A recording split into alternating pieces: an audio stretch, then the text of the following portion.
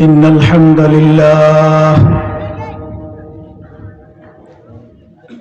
لله نحمده ونستعينه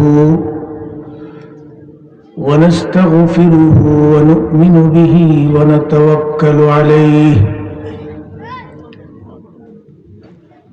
ونعوذ بالله من شرور أنفسنا ومن سيئات أعمالنا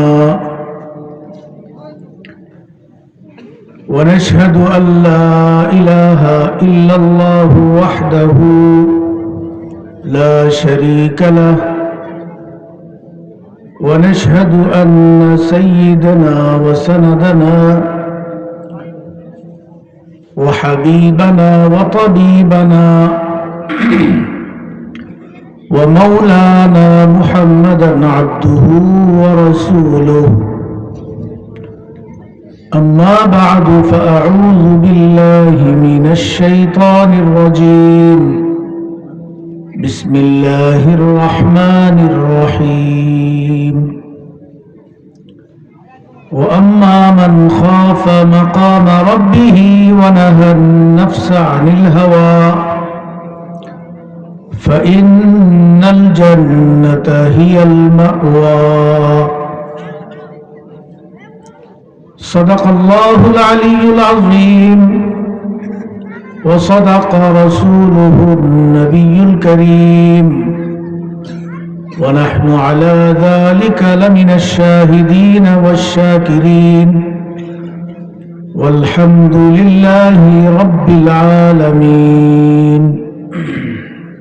درود شريف قولي اللهم صل على محمد وعلى آل محمد كما صليت على إبراهيم وعلى آل إبراهيم إنك حميد مجيد اللهم بارك على محمد وعلى آل محمد كما باركت على إبراهيم وعلى آل إبراهيم إنك حميد مجيد মাদ্রাসায়ে ইমদাদিয়া রামচন্দ্রপুর ইসলামপুরের উদ্যোগে আয়োজিত আজকের এই 2 দিন ব্যাপী ইসলামী মহাসম্মেলনের মুহতারাম মুআজ্জাজ সম্মানিত সদরে এজলাস সভাপতি উপস্থিত আছেন কাবিল ইহতারাম ওয়ারিস আম্বিয়া উলামায়ে কেরাম মুরব্বী সাহেবান যুবক ভাইরা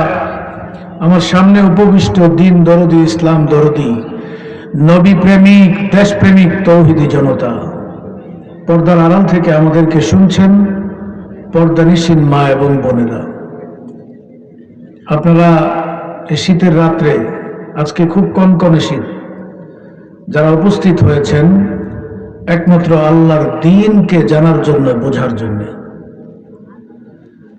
আপনাদের এই আশা বসা কুরআন সুন্নাহর আলোকে কথাবার্তা শোনাকে আল্লাহ কবুল করুন আল্লাহ এই মাহফিলের উসিলায় এই এলাকাকে দ্বীনের আলোয় আলোকিত করে দিন আপনাদের এই অঞ্চল এই মাহফিল এই মাদ্রাসার ময়দান ক্যাম্পাস সবটা জুড়েই একজন আল্লাহর ওয়ালির স্মৃতি বিজড়িত আছে তিনি আপনাদের এলাকার কৃতি সন্তান আমাদের মুরব্বী যিনি ছিলেন শাইখুল হাদিস হযরতুল আল্লাম আশরাফ আলী রাহিমাহুল্লাহ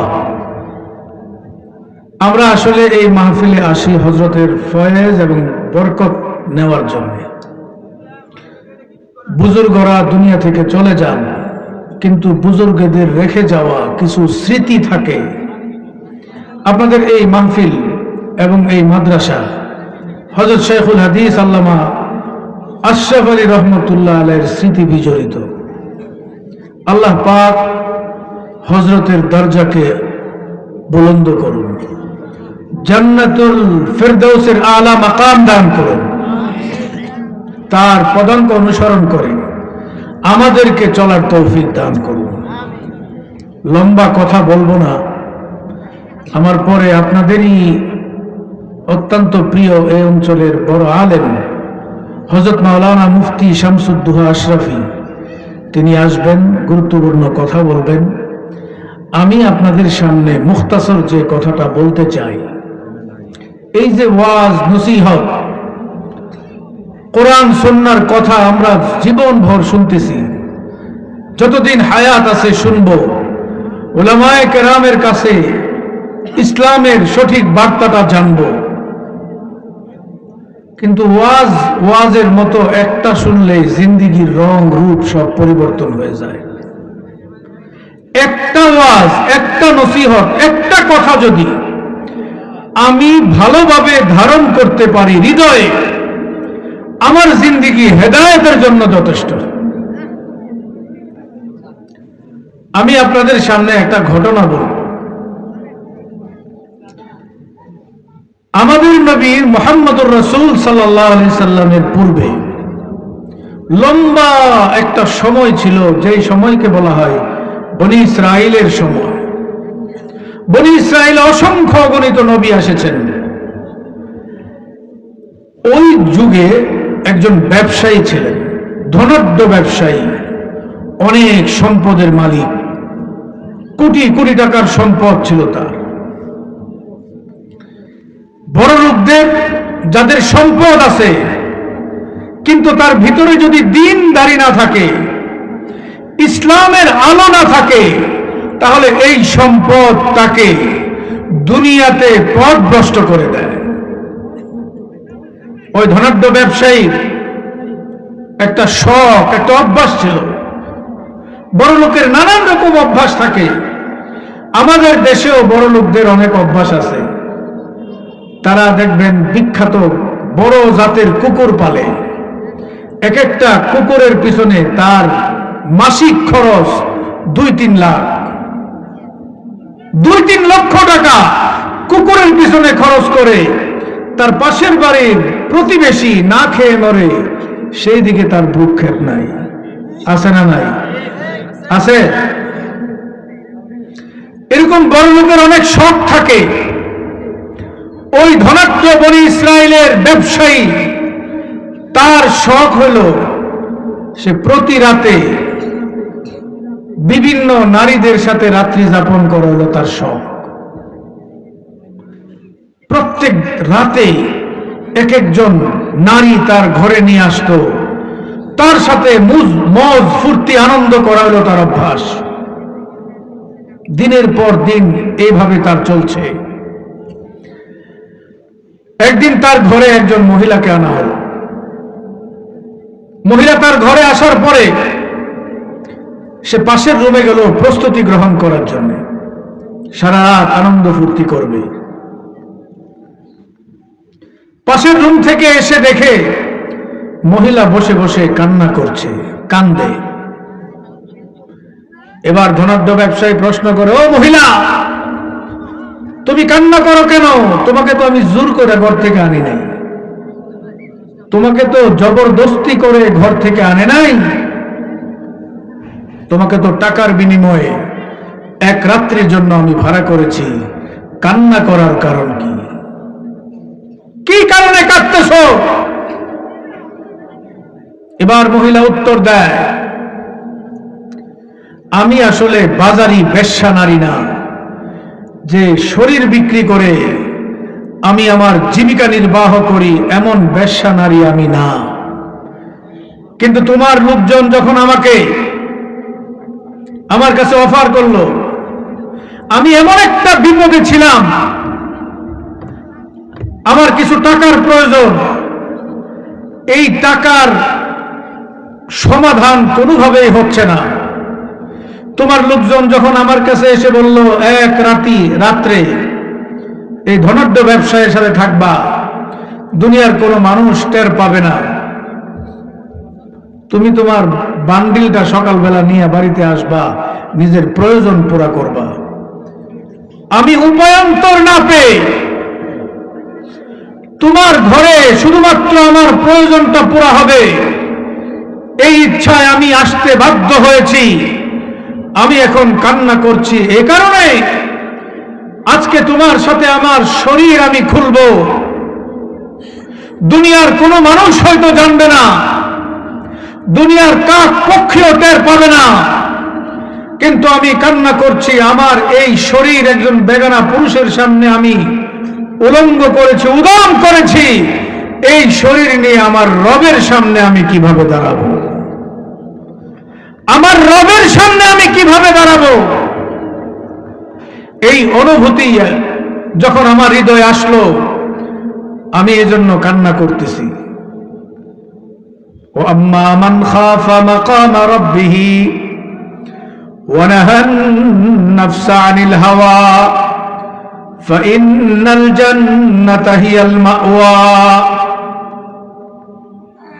আল্লাহ বলেন, যারা রবের সামনে দাঁড়ানোকে ভয় পায়, ওয়া নাহান নাফসা আনিল হাওয়া, আর নিজের প্রবৃত্তিকে, নিজেকে, নিজের নফসকে অন্যায় অপরাধ থেকে, মনে যা চায় তা থেকে নিজেকে নিবৃত করে, আমার আল্লাহ বলেন ফাইন্নাল জান্নাতা হিয়াল মাওয়া, তার ঠিকানা আর কোথাও নয়, তার ঠিকানা হলো জান্নাত। তার ঠিকানা কোথায়? মনে চায় অন্যায় করতে, সে অন্যায় করতে পারে না, কারণ রবের সামনে দাঁড়াইতে হবে। মনে চায় প্রতিবেশীর উপর জুলুম করতে, সে জুলুম করতে পারে না, কারণ রবের সামনে দাঁড়াইতে হবে। মনে চায় মানুষকে ঠকাইতে, সে ঠকাইতে পারে না, অনুভূতি হলো রবের সামনে দাঁড়াইতে হবে। মনে চায় মিথ্যা কথা বলতে, সে মিথ্যা কথা বলতে পারে না, কারণ তার অনুভূতি হলো রবের সামনে দাঁড়াতে হবে। আজকে আমাদের সবচেয়ে বড় সমস্যা হলো আমরা অন্যায় করি, অপরাধ করি, দুর্নীতি করি, চুরি করি, মানুষকে অধিকার থেকে বঞ্চিত করি, কারণ একটাই, রবের সামনে দাঁড়াইতে হবে, এই অনুভূতি আমার হৃদয়ে নাই। এই যে কিছুদিন আগে 16-17 বছর, 15-16 বছর শাসন করলো, দেশের টাকা বিদেশে পাচার করলো, অসংখ্য মানুষকে বিনা বিচারে গুলি করে হত্যা করলো, অসংখ্য সন্তানকে এতিম করলো, স্ত্রীকে স্বামীহারা করলো। গত জুলাই আগস্টে নির্বিচারে প্রায় 1,500 মানুষকে হত্যা করলো। এই যে হত্যা করলো, হত্যার নির্দেশ দিল, এই অপরাধ তারা করলো, তারা কেন তাদের বুকটা কাঁপলো না? কারণ একটাই, রবের সামনে দাঁড়াতে হবে, এই অনুভূতি নাই। আমরা কি দেখি? আমরা কি দেখেছি? রাস্তা রাস্তা করে রাস্তা, রাস্তার মধ্যে রডের বদলে বাঁশ দিছে না? শোনেন না আপনারা? রাস্তার মধ্যে রডের বদলে বাঁশ দেয়, সিমেন্টের বদলে মাটি দেয়। কারণটা কি? কারণ হলো তারা চিন্তা করছে দুনিয়ার মানুষের চোখ ফাঁকি দিতে পারলেই হবে, দুনিয়ার জনগণের চোখ ফাঁকি দিতে পারলেই হবে, কিন্তু রবের সামনে দাঁড়িয়ে যে তার জবাব দিতে হবে, এই অনুভূতি তাদের ছিল। যদি অনুভূতি থাকতো তাহলে রডের বদলে বাঁশ দিতে পারতো। এইভাবে অন্যায় অপরাধ যেগুলো বাংলাদেশে হয়, রাষ্ট্রীয়ভাবে, সামাজিকভাবে, ব্যক্তি জীবনে, সব অপরাধের মূল কারণ হলো রবের সামনে দাঁড়াতে হবে, এই অনুভূতি নাই। গ্রামের মানুষরা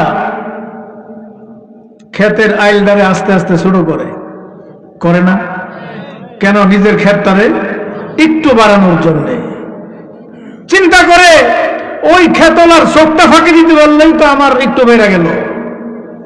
কিন্তু এটাই কি শেষ? এটা শেষ নয়।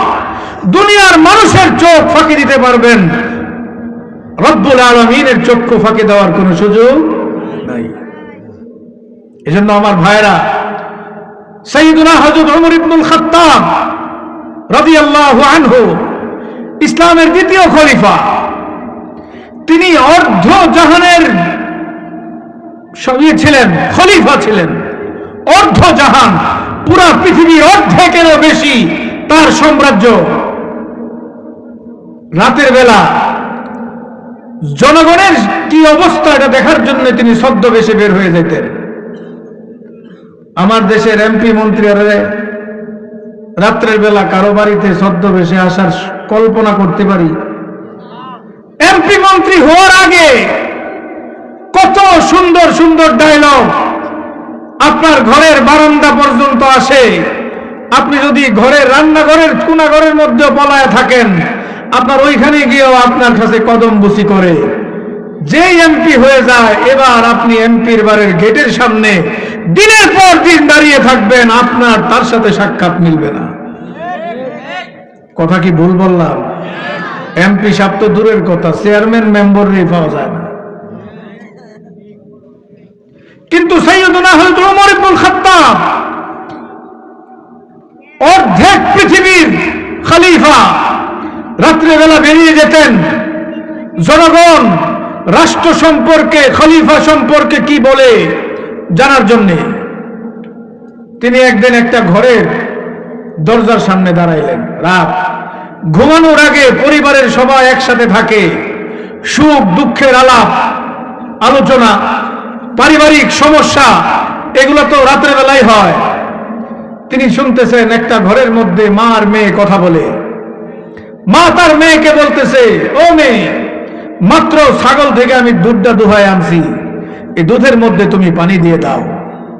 আগামীকাল সকালে বাজারে এই দুধ যদি আমি বিক্রি করি, আধা কেজি দুধ আধা কেজি পানির সাথে মিলালে 1 কেজির মূল্য পাওয়া যাবে, দুধে পানি দাও। মেয়ে উত্তর দেয়, মা তুমি জানো না এখন কার শাসন? এখন উমর ইবনুল খাত্তাবের শাসন। উমরের পরিষ্কার নির্দেশ, দুধের মধ্যে পানি দেওয়া যাবে না। উমরের নিষেধ তুমি জানো না? এবার মা কয়, বোকা মেয়ে, তুই তো কিছুই বুঝোস না। এখানে কি উমর দাঁড়ায় আছে? না উমরের কোনো লোক আছে? এখানে উমর নাই, উমরের কোনো লোক নাই। তোকে আমি বলেছি পানি দিয়ে দে, পানি দে। এবার মেয়ে উত্তর দেয়, মা তোমার কথা সঠিক, এখানে উমর নাই, উমরের কোনো প্রতিনিধিও এখানে নাই, কিন্তু উমরের রব, তোমার রব, আমার রব, রব্বুল আলামিন তো ঠিকই দেখবেন। দুনিয়ার চোখ তুমি ফাঁকি দিতে পারো, দুনিয়ার মানুষের চক্ষু তুমি ফাঁকি দিতে পারো, আদালতের চক্ষু ফাঁকি দিতে পারো, প্রশাসনের চক্ষু ফাঁকি দিতে পারো, পুলিশের চোখ ফাঁকি দিতে পারো, রব্বুল আলামিনের চোখ ফাঁকি দেওয়ার কোনো সুযোগ নাই। এবার হযরত ওমর চলে গেলেন। পরের দিন সকালে মা আর মেয়েকে খবর দিলেন দরবারে। দরবারে খবর দেওয়ার পরে, তোমরা রাত্রেবেলা কি আলোচনা করছো? আমি সবে শুনেছি, তোমার এই মেয়েটাকেই আমার প্রয়োজন, তোমার এই মেয়ের সাথে আমার ছেলের বিবাহের ব্যবস্থা করব। এই যে রবের সামনে দাঁড়ানোর অনুভূতি আজকে আমাদের দেশে না জনগণের মধ্যে আছে, না রাষ্ট্রের মধ্যে আছে, না সমাজের মধ্যে আছে। এই যে একটা নির্বাচন আসতেছে, ত্রয়োদশ জাতীয় সংসদের নির্বাচন, আপনারা যে কাদের পিছনে ঘুরবেন আমরা কিন্তু জানি। ঘুরবেন কাদের পিছনে? ভোট তাদেরকে দিবেন যারা আপনাদেরকে নোট দেয়। কথা কি ভুল কইলাম? যদি এটা না করেন, না করবেন, ভোট তো তাদেরকে দেন যারা নোট দেয়। অল্প কয়টা নোটের জন্য নির্বাচনের আগে 5 বছর আপনারা বঞ্চিত হন। যারা ইলেকশনে নোট দিয়া ভোট কিনে, তারা তো এটা ব্যবসা করে, ইনভেস্ট করে, তারা পুঁজি লাগায়। এই পুঁজি 5 বছরে তারা সুদে আসলে জনগণ থেকে আদায় করে নেয়। একজন যদি কোনো রকম এমপি হতে পারে, তার সম্পদ যদি এমপি হওয়ার আগে 1 কোটি থাকে, 5 বছর পরে দেখা যায় তার সম্পদ হয়ে যায় 50 কোটি। কোথায় পায়? জনগণের সেবক, তার তো জনগণের খেদমত করে সময় পাওয়ার কথা না, কখন ব্যবসা বাণিজ্য করে। এই ব্যবসা বাণিজ্য, এই যে বাংলাদেশের প্রশাসন, এই যে একটা সিস্টেম, এই সিস্টেমটাই এমন, এমপি সাহেবের কিছুই করতে হয় না, ভাগ ঠিকই তার ঘরে চলে যায়। কথা ঠিক? ভাগ চলে যায়। আর গরিব মানুষ তার অধিকার থেকে বঞ্চিত হয়। আমি আপনাদেরকে জিজ্ঞাসা করতে চাই, আপনি কৃষক, আপনি দুর্বল, আপনার অসহায়, আপনার সহায় সম্বল নাই, আপনি যদি আপনার অধিকার থেকে বঞ্চিত হন, আপনার প্রতিবেশী যদি আপনার জমি দখল করে, আপনি গরিব মানুষ হইলেন, আপনি থানা পুলিশ করতে গেলে, থানায় গেলে আপনি মামলা দিতে পারবেন? আপনার মামলা নিব? জোরে বলেন নেয়? নেয় না। মামলা নেওয়ার একটা প্রসেসিং আছে। কি? সমাজে একটা সিন্ডিকেট আছে, পাতি নেতা। এই পাতি নেতাদের সাথে থানা পুলিশের একটা সম্পর্ক থাকে। এই পাতি নেতারা যখনই কারো সাথে কারো গেঞ্জাম হয়, পাতি নেতা হাজির, আইসা বলবো মামলা দাও, পুলিশের লগে আমার লাইন আছে। এবার মামলা দিতে যাইবেন, পুলিশ মামলা নিব না, এবার পাতি নেতা কইব 10,000 টাকা দেন। 10,000 টাকা দিলে মামলা হবে। এই 10,000-এর 5,000 পায় পুলিশ, আর 5,000 পায় কে? পাতি নেতা। এইভাবে গরিব, অসহায়, দিনমজুর, রিকশাওয়ালা, যারা সমাজের প্রান্তিক মানুষ, তারা তাদের অধিকার থেকে বঞ্চিত হয় শুধুমাত্র নেতা নির্বাচন করতে ভুল করে। এই জন্য আপনি পুলিশে যাবেন, গরিব মানুষ, আপনার বিচার আপনি পাবেন না, আপনার জন্য থানা পুলিশ আসবে না। আর বড় লোক, সে বিচার যখন থানায় যায়, তার জন্য পুরা থানা তটস্থ হয়ে যায়, স্যার কি লাগবে? ভুল বললাম? এই বন্দোবস্ত ভাঙার দরকার আছে না নাই? এই সিস্টেম পাল্টানোর দরকার আছে না নাই? 1.5 বছর জেলখানায় ছিলাম। 1.5 বছর কোনো চুরিও করি নাই, কারো মাথায় বাড়িও দেই নাই। শুধুমাত্র বলছিলাম মূর্তি এটা ইসলামের, মুসলমানদের দেশে চলতে পারে না। আমরা কেন মূর্তির বিরুদ্ধে বললাম? আমাদেরকে মামলা দেওয়া হলো 30-35টা করে। যাই হোক, 1.5 বছর জেলখানায়, শাহবাগ থানায় আমাকে 3 দিনের রিমান্ডে নেওয়া হলো। রিমান্ডে 1 দিন যাওয়ার পরে একটা ছেলেকে আনা হলো, বয়স 24-25 বছর। জিজ্ঞাসা করলাম তোমার সমস্যা কি? বলে না। আছে হুজুর। বলো না সমস্যা কি? বলে না। আমি বললাম, আমারে জিজ্ঞাসা করে হুজুর আপনার সমস্যা কি? আমি বললাম আমার সমস্যা তেমন কিছু না, আমি হইলাম হেফাজত। আমি কি হেফাজত? হুজুর বুঝছি, আপনাদের সমস্যাটা বুঝছি। হেফাজত মানেই তখন গ্রেফতার। হেফাজতের প্রতিদিন কোনো না কোনো নেতাকে গ্রেফতার করা হতো। এবার তারে কাছে না জিজ্ঞাসা করলাম তোমার সমস্যা কি? হুজুর আমি চুরি করি। তুমি কি চুরি করো? আমি মোটর সাইকেল চুরি করি। তুমি কিভাবে মোটর সাইকেল চুরি করো? হুজুর কি বলবো, এই যে শাহবাগ থানা, এই শাহবাগ থানা থেকেও 2টা মোটর সাইকেল আমি চুরি করছি। অবাক করা কথা, শাহবাগ থানা থেকে 2টা মোটর সাইকেল চুরি করছে। জিজ্ঞাসা করলাম কিভাবে চুরি করো? কই যে একটু আগে আমার একজন কাছে একজন মহিলা আসলো, সে হলো আমার ওয়াইফ, আমার স্ত্রী। তার কাছে জিনিসটা দিয়া দিছে, আমার কোমরেই ছিল জিনিসটা, একটা মাস্টার কি, একটা এমন চাবি আছে যেই চাবি দিয়া আমি মোটর সাইকেলের, যে কোনো মোটর সাইকেলের তালার মধ্যে ঢুকায় আমি খালি একটা মুসলান দিব, 1.5 থেকে 2 সেকেন্ডের মধ্যে এই মোটর সাইকেলের তালা খুলে যায়। তারপরে লয়ে আমি চম্পট। তারপরে সে বিস্তারিত বলল কোথায় মোটর সাইকেল বিক্রি করে, কিভাবে। তারে আমি জিজ্ঞাসা করলাম আচ্ছা তোমার কি উপায় হবে, তুমি তো ধরা পড়ে গেছো, তুমি একদম বাচ্চা একটা ছেলে, তোমার ওয়াইফও বাচ্চা। হুজুর টেনশন নাই, আমার উকিল পার্মানেন্ট আছে, আমার উকিল পার্মানেন্ট। আমি জেলখানায় চলে যাব, জেল গেটে উকালতনামা এসে যাবে, আমি সাইন করে দিব, আমার উকিল আমাকে জামিনের ব্যবস্থা করবে। টাকা পয়সা, টাকা পয়সার কোনো টেনশন নাই, আবার বাইরে চুরি করে টাকা পরিশোধ করে দিব। এবার দেখেন উকিল তার নিয়ম, সব উকিল খারাপ না, কিছু কিছু উকিলে আছে খালি যে সকল চুরি ছিনতাই, মাদক, এই সমস্ত মামলা করে তারা কোনটাকে তাদেরকে বের করার ব্যবস্থা করে দেয়। এই উকিলরা ম্যাজিস্ট্রেটকেও টাকা দেয়, পেশকারকেও টাকা দেয়, আদালতের বিভিন্ন ঘাটে ঘাটে পয়সা দিয়ে এই সমস্ত অপরাধীদেরকে জামিনের ব্যবস্থা করে তারা জেলে যায় চোর হয়ে, বের হয় ডাকাত হয়ে। জেলে যায় চোর হয়ে, বের হয় ডাকাত হয়ে। ডাকাত জেলখানা যায় ডাকাত হয়ে, ফিরে খুনি হয়ে। কারণ বাংলাদেশে যাদের পকেটে টাকা আছে তাদের কোনো শাস্তি নাই।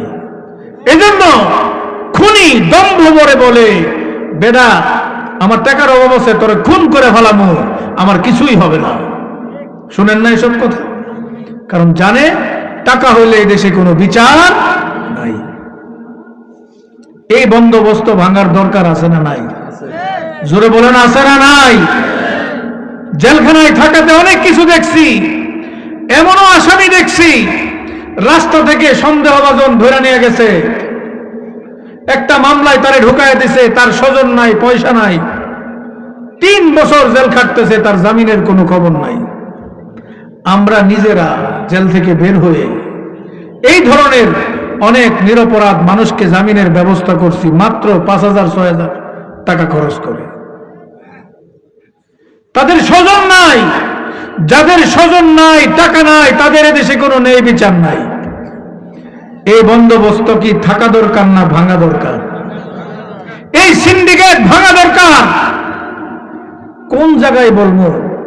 এই যে কৃষক মাথার ঘাম পায়ে ফেলে কৃষি কাজ করে, ফসল উৎপাদন করে, কৃষকরা কিন্তু ন্যায্য মূল্য পায় না। বাজার থেকে চাল কিনতে হয় 80 টাকা, 100 টাকায়। কথা কি ভুল? একদিকে কৃষক ন্যায্য মূল্য থেকে বঞ্চিত হয়, অন্যদিকে সাধারণ ভোক্তারা তারাও চড়া মূল্য কিনতে হয়। মধ্যে দিয়া খায় হলো রাজনৈতিক সিন্ডিকেট। রাজনৈতিক নেতারা হলো সিন্ডিকেটের মূল। আর এই সিন্ডিকেট প্রত্যেকটা বাজারের মধ্যে তারা একটা ব্যবস্থা তৈরি করেছে। এই ব্যবস্থায় স্বল্প মূল্যে কৃষক থেকে কিনবে, চড়া মূল্যে ভোক্তাদের কাছে বিক্রি করবে, মধ্যে দিয়ে তারা আঙ্গুল ফুলে কলা গাছ। এই ব্যবস্থা কি থাকবে না ভাঙবে? আপনারা কি ভাঙতে চান? এই ব্যবস্থা যদি ভাঙতে চান তাহলে নির্বাচনের আগে নোটের পিছনে ঘুরলে হবে না। নোটের পিছনে যদি ঘুরেন, এই যে নোট, টাকার নোটের পিছনে যদি ঘুরেন তাহলে 5 বছর বঞ্চিত থাকবেন। দেখবেন রাস্তার মধ্যে রডের বদলে বাঁশ ঠিকই দিছে। শিক্ষা ব্যবস্থার কথা কি বলবো? গরিবের ছেলে প্রাইমারি স্কুলে পড়ে, সেখানে উন্নত শিক্ষকও নাই, উন্নত শিক্ষার পরিবেশও নাই, কিন্তু এমপি মন্ত্রীদের ছেলেরা প্রাইমারি স্কুলে পড়ে, তারা পড়ে ইংলিশ মিডিয়ামে, তারা পড়ে বিদেশে। এইভাবে কিন্ডারগার্টেনের ব্যবস্থা তারা করেছে। শিক্ষার মধ্যেও আমার দেশে বৈষম্য। বড় লোকের ছেলেরা উন্নত পরিবেশে পড়ে আর গরিবের ছেলেরা ভাঙা স্কুলে কোন রকম শিক্ষার নিবু আলোটা তারা পায়। এই যে বৈষম্য, এই বৈষম্য থাকা দরকার না ভাঙা দরকার? এইভাবে প্রত্যেকটা সেক্টরে, আপনি বলেন চিকিৎসা, প্রত্যেকটা উপজেলায় একটা করে স্বাস্থ্য কমপ্লেক্স আছে, ইউনিয়নে একটা করে ক্লিনিক আছে, সেখানে পর্যাপ্ত ডাক্তারও নাই, ডাক্তাররা থাকলেও ওষুধ নাই। ওষুধ থাকে কি, ওই যে প্যারাসিটামল আর ব্যথার ওষুধ 2-1টা থাকে, ভালো কোনো ওষুধ পাওয়া যায় না। অথচ তারা কি বলে? তারা বলে, আর বড় লোকরা কি করে, সর্দি কাশি লাগলে চলে যায় সিঙ্গাপুরে। আর যদি এত বড় লোক না হয়, তিনি চলে যাবেন এবার কি আরে, তিনি চলে যাবেন কমফোর্ট হসপিটালে, উন্নত হসপিটাল। আমার দেশের গরিবরা চিকিৎসা থেকে বঞ্চিত হয়। এইভাবে আমাদেরকে শোনানো হয় অন্ন, বস্ত্র, বাসস্থান, শিক্ষা, চিকিৎসার হলো মৌলিক অধিকার, কিন্তু এই মৌলিক অধিকারের মধ্যেও সমতা নাই। এই ব্যবস্থা ভাঙার দরকার আছে না নাই? এই ব্যবস্থা যদি ভাঙতে চান তাহলে আগামী দিনে নির্বাচন করতে হবে তাদেরকেই যারা পরীক্ষায় আগে উত্তীর্ণ হয় নাই, যারা পরীক্ষা দিয়েছে জনগণের কাছে বিভিন্ন সময়, যারা জনগণের কাছে পরীক্ষা দিয়া তারা ফেল মারছে, তারা এই বন্দোবস্ত টিকিয়ে রেখেছে, সিন্ডিকেট টিকিয়ে রেখেছে, চাঁদাবাজ টিকিয়ে রেখেছে, দুর্নীতিবাজি টিকিয়ে রেখেছে, তাদেরকে যদি আবার আমরা আনি তাহলে যেই লাউ সেই কদু। এজন্য নতুনদেরকে আনতে হবে, যারা পরীক্ষা দেয় নাই, যারা বাংলাদেশটাকে শাসন করে নাই, যারা বাংলাদেশের মানুষকে সেবা করার সুযোগ পায় নাই, এবং যারা নতুন বন্দোবস্তের ঘোষণা দিয়েছে, যারা আগামী দিনে বাংলাদেশে এই যে নির্বাচনটা হবে, এই নির্বাচন দুইটা নির্বাচন হবে, একটা হলো ক্ষমতা কোন দল যাবে তার নির্বাচন, আরেকটা হলো বাংলাদেশে একটা হানা ভোট হবে, গণভোট। এই হা ভোট যদি জয়যুক্ত করা যায় তাহলে বাংলাদেশটা নতুন বন্দোবস্তের রাস্তায় উঠবে। এই জন্য আগামী নির্বাচনে আমরা যদি হা ভোট জয়যুক্ত করি তাহলে বাংলাদেশে কিছুটা বৈষম্য কমবে, পুরানা কিছুটা কমবে। আর যদি নতুন রাজনৈতিক শক্তি, ইসলামী রাজনৈতিক শক্তিগুলোকে ক্ষমতায় নিতে পারেন তাহলে পুরা নতুন বন্দোবস্ত তৈরি হবে। দেশটা গরিব বান্ধব হবে, কৃষক বান্ধব হবে, দরিদ্র বান্ধব হবে, অসহায় দিনমজুর, রিক্সা চালক, গার্মেন্টস কর্মীদের বান্ধব হবে, বড়লোক বান্ধব বাংলাদেশ আর থাকবে না। আমরা কি গরিবমুখী, গরিব বান্ধব বাংলাদেশ দেখতে চাই? তাহলে নতুনদেরকে আনতে হবে। আমি কথা শেষ করে দিব, বেশি কথা বলবো না। এই জন্য এখন একটা মুখ্যম সময়, এই সময়ে যদি আমরা নোটের পিছনে আর পেশি শক্তি আর জুলুমবাজদের পিছনে থাকি তাহলে কিন্তু আমাদের ভাগ্যে আবার রডের বদলে বাঁশ। আল্লাহ পাক আমাদেরকে সঠিক নেতৃত্ব নির্বাচন করার তৌফিক দান করুন। আমি আপনাদের সামনে যে ঘটনাটা বলতেছিলাম, বনি ইসরাইলের ওই ব্যক্তি, ঘটনাটা শেষ করে আমার কথা শেষ করে দিব। বনি ইসরাইলের ওই ব্যক্তি মহিলাকে জিজ্ঞাসা করে, তোমার সমস্যা কি, কান্দো কেন? এক রাত্রির জন্য তোমাকে ভাড়া করে এনেছি, তুমি কান্না করছো কেন? এবার মহিলা উত্তর দেয়, আমি কান্না করছি আমার রবের সামনে এই শরীর দেখাবো কিভাবে। এতটুকু মাত্র কথা, যে রবের সামনে আমি কিভাবে দাঁড়াবো, কোন মুখে দাঁড়াবো, এই শরীর নিয়ে আমার রবকে আমি কি বলবো, কি কথা বলবো, এই চিন্তায় আমি কান্না করছি। কথাটা এমন ভাবে সে বলল, আর ওই মহিলা, ওই ব্যক্তির হৃদয়ের মধ্যে এমন একটা আঘাত করলো যে এই মহিলা বলে কি বলে এই মহিলা একটা রাতের জন্য একজন বেগানা পুরুষের সামনে তার কাপড় খুলবে, তার এত টেনশন। আমি বছরের পর বছর বেগানা নারীর সাথে নিজের কাপড় খুলছি, কোনোদিন রবের সামনে দাঁড়াতে হবে এই অনুভূতি আসে নাই। এবার মহিলাও কান্দে, পুরুষও কান্দে, দুইজনেই কান্দতেছে, দীর্ঘক্ষণ কান্না চললো। এবার পুরুষ বলে, যাও তোমার টাকার প্রয়োজন, টাকা নিয়ে বাড়ি ফিরে যাও, প্রয়োজন পুরা করো, আমার একটা শর্ত আছে। কি শর্ত? তুমি আমাকে এমন একটা কথা বলছো, আমার হৃদয়ের দুয়ার তুমি খুলে দিয়েছো, আমার চোখের সামনে কৃতকর্ম সব গুনাহ আমার সামনে ভাসতেছে। এবার আমি তওবা করব, ইস্তেগফার করব, আল্লাহর কাছে ক্ষমা প্রার্থনা করব।